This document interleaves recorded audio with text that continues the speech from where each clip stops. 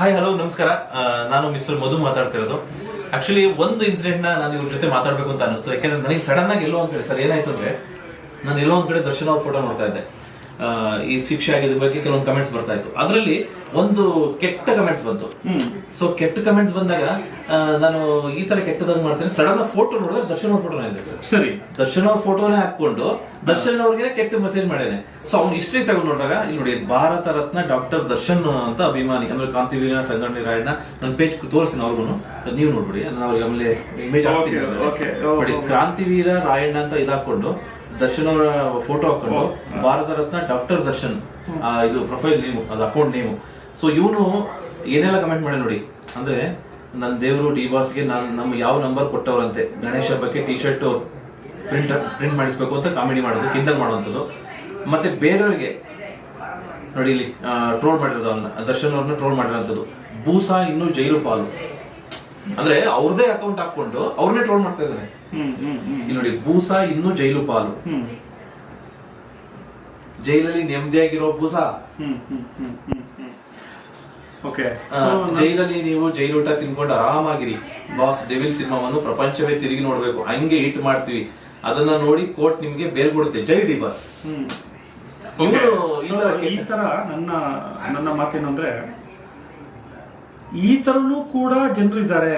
ಅಂದ್ರೆ ದರ್ಶನ್ ಅವರು ಪಾಪ ಅವ್ರ ಸಂಕಟ ಅವ್ರಿಗೆ, ಅವ್ರ ಕಷ್ಟ ಅವ್ರಿಗೆ, ಅವ್ರ ಅಭಿಮಾನಿ ರೀತಿಯ ಪೇಜ್ ಅನ್ನು ಒಂದು ಕ್ರಿಯೇಟ್ ಮಾಡಿ ಅವ್ರಿಗೆ ಸಪೋರ್ಟ್ ರೀತಿ ಮಾಡಿ, ತಿರ್ಗಾ ಅವ್ರ ಬಗ್ಗೆನೇ ಇನ್ನೊಂದು ಕಡೆ ಪೇಜ್ಗಳಲ್ಲಿ ಕೆಟ್ಟದಾಗ ಮಾತಾಡಿ ಅವರ ಸಂತೋಷ, ಅವ್ರ ಜೈಲು ಹೋಗೋ ಸಂತೋಷವನ್ನ ವ್ಯಕ್ತಪಡಿಸಿರುವಂತ ಈ ಮಹಾನ್ ಭಾವ ಇವ್ರಿಗೂ ಕೂಡ ಒಂದಿನ ಕರ್ಮ ಕಾಡುತ್ತೆ.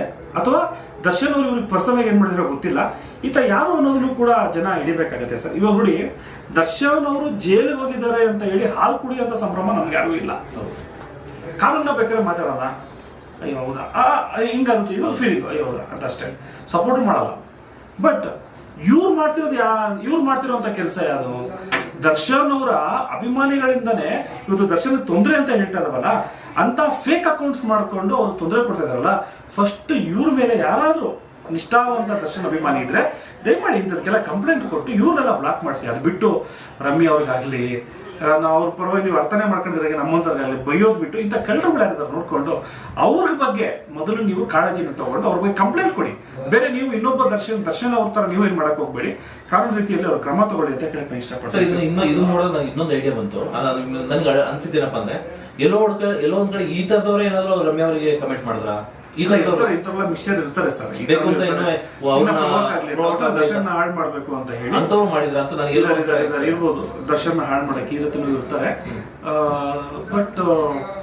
ಬಟ್ ಈ ತರ ಶಿಕ್ಷೆ ಕೊಡ್ಬೋದು, ಕಾನೂನಲ್ಲಿ ಕೊಡ್ಬೋದು. 100%. ಯಾವ ರೀತಿ ಶಿಕ್ಷೆ ಆಗುತ್ತೆ? ರಮ್ಯ ಅವರೇ ಅದನ್ನ ಕಂಪ್ಲೇಂಟ್ ಎಲ್ಲ ಕೊಟ್ಟಿದ್ದಾರಲ್ಲ, ಆ ರೀತಿಯ ಕಂಪ್ಲೇಂಟ್ಗಳನ್ನ ದರ್ಶನ್ ಅವರು ಕೊಡ್ಬೇಕನ್ನೋದೇನಿಲ್ಲ. ಇವಾಗ ಅಭಿಮಾನಿಗಳ ರಿಜಿಸ್ಟ್ರೇಷನ್ ಮಾಡ್ಕೊಂಡಿದ್ದಾರೆ, ಆ ರಿಜಿಸ್ಟರ್ ಮೇಲೆ ಕೂಡ ಇಂಥ ಕಂಪ್ಲೇಂಟ್ಗಳನ್ನ ಕೂಡ ಕೊಡ್ಬೋದು. ಈಗ ಅಭಿಮಾನಿ ಸಂಘದವರು ಈ ತರದನ್ನ ಹುಡುಕಿ ಮಾಡ್ಬೋದು. ಒಂದಿಷ್ಟು ಈ ತರ ಬೆಳಕಿಗೆ ಬಂದ್ರೆ ಇಷ್ಟ ಅಂತಲ್ಲ, ದರ್ಶನ್ ಅವರ ಪರ ಅಂತಲ್ಲ, ಅಥವಾ ಬೇರೆ ಇನ್ನೊಬ್ಬ ನಾಳೆ ದಿನ ಡಾಕ್ಟರ್ ಇವರು ರವಿಚಂದ್ರನ್ ಅವ್ರ ಬಗ್ಗೆ ಆಗ್ಬೋದು, ಅಥವಾ ಸುದೀಪ್ ಅವ್ರ ಬಗ್ಗೆ ಇದರ ಫೇಕ್ ಅಕೌಂಟ್ಸ್ ಮೇಲೆ ಕಂಪ್ಲೇಂಟ್ ಕೊಡ್ಬೋದು. ಅದಕ್ಕೆ ಅದರದೇ ಕಾನೂನು ಇದಾವೆ, ಅದ್ರ ಬಗ್ಗೆ ಹುಡ್ಕೊಂಡು ತಾಳ್ಮೆಯಿಂದ ಕಂಪ್ಲೇಂಟ್ ಕೊಟ್ಟು ಅದಕ್ಕೆಲ್ಲ ಲೀಗಲ್ ಆಕ್ಷನ್ಸ್ ಆಗ್ತವೆ. ಯಾಕೆ ಸಮಾಜಕ್ಕೆ ಒಂದು ನೆಕ್ಸ್ಟ್ ಇನ್ನೊಬ್ಬರನ್ನ ಹಾಳು ಮಾಡೋದಿರೋ ತರ ಈ ತರ ಫೇಕ್ ಅಕೌಂಟ್ಗಳು ಹುಟ್ಟಾಗಲ್ಲ. ಹೌದು, ಖಂಡಿತ.